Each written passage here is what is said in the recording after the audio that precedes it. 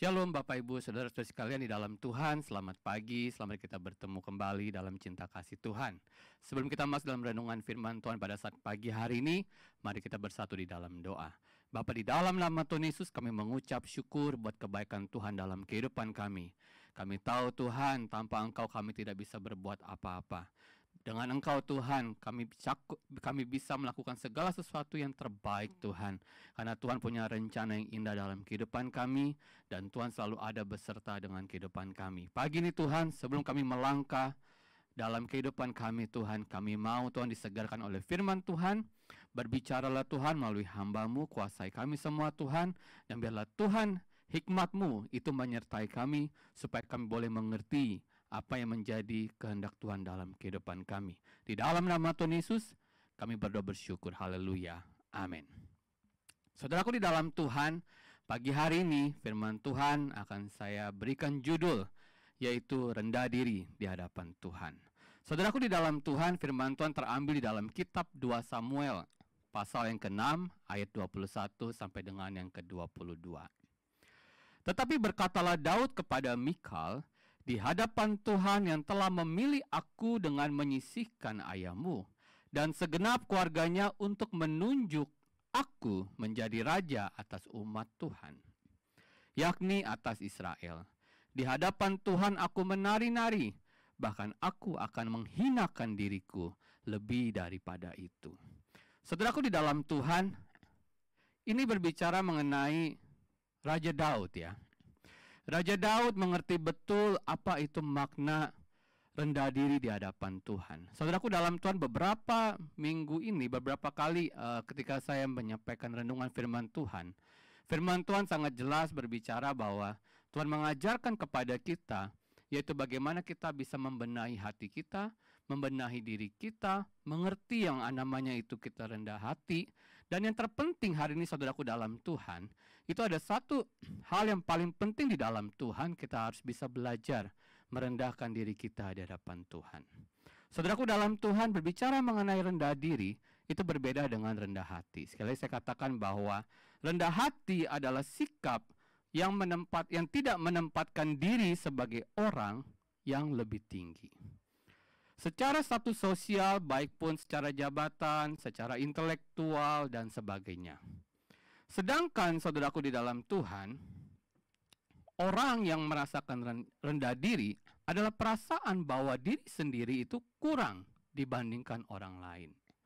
Tetapi dalam hubungan kita sesama dengan manusia, kita tidak boleh rendah diri dengan manusia, ya. Jadi kita harus rendah diri hanya dengan Tuhan. Tetapi ketika kita punya rasa rendah diri dengan Tuhan, itu artinya bahwa saudara tidak bisa berbuat apa-apa tanpa Tuhan. Amin. Saudara bukan tidak bisa melakukan segala sesuatu kalau bukan karena Tuhan yang tolong saudara. Saudaraku di dalam Tuhan, ketika kita punya rasa rendah diri di hadapan Tuhan, merendahkan diri kita di hadapan Tuhan, itu artinya bahwa kita memposisikan diri kita itu sebagai seorang hamba yang tunduk, taat kepada Tuhan. Saudaraku dalam Tuhan, di dalam prakteknya, ini menjadi hal yang menjadi mungkin polemik yang membingungkan.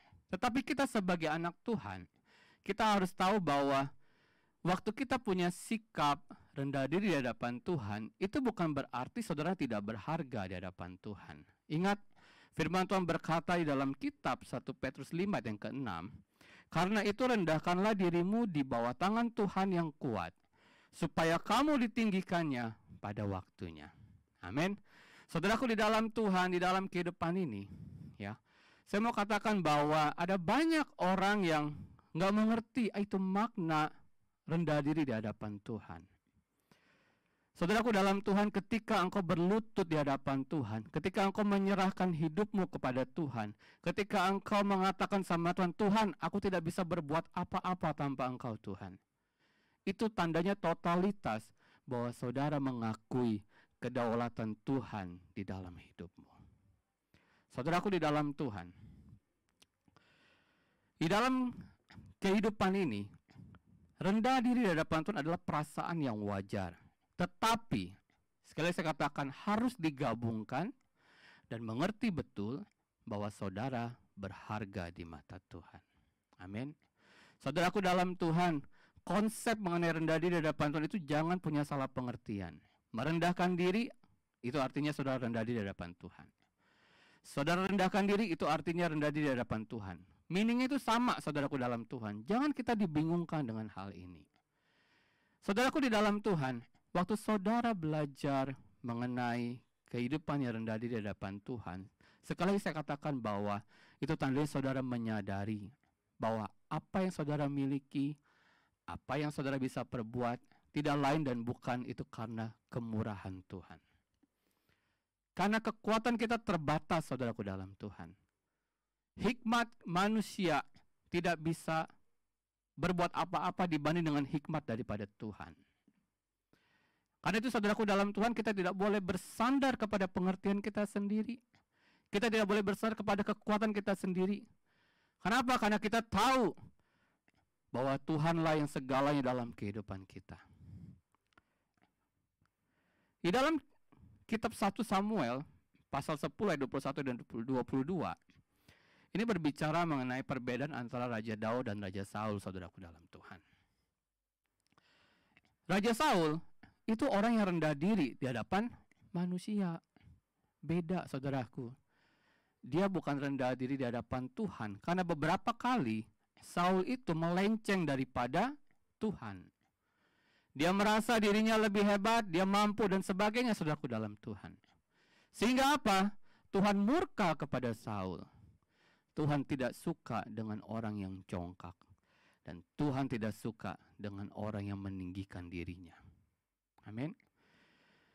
Di dalam kitab 1 Samuel 10 ayat 21-22, di situ kalau saudara baca gitu ya, ketika Saul ingin dipilih untuk menjadi raja, dia melarikan diri. Dia ngumpet, saudaraku dalam Tuhan. Kenapa? Karena dia nggak pede. Dia merasa, aduh kayak saya belum mampu nih, mungkin kenapa harus saya, dan sebagainya, saudaraku dalam Tuhan. Ingat ya, ketika engkau memiliki Tuhan dalam kehidupanmu, engkau adalah harta terindah daripada Tuhan.